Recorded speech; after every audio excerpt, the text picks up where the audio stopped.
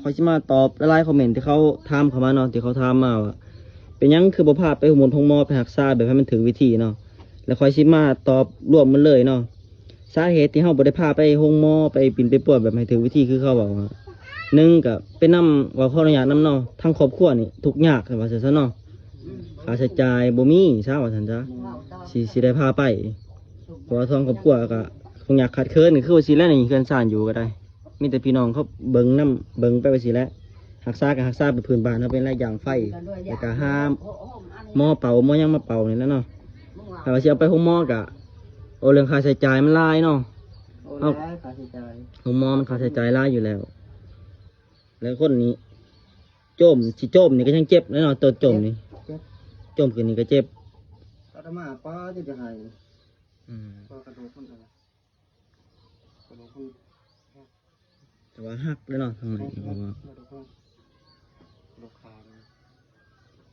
นี่แหละเนาะสาเหตุที่เราไปโจมนี่ก็ยากเลยครับเรามาเป่าแล้วมาถ่ายต้นมาเป่า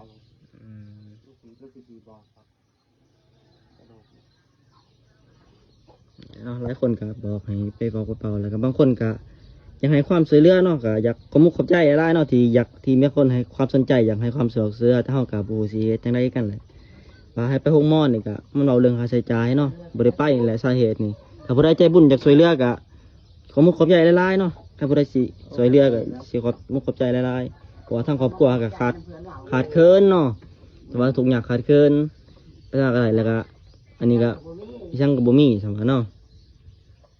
เบิ่งแย่งก็มีแต่ป่าลุงอยู่ที่นี่แหละไอ้น้องที่พ่อเบิ่งได้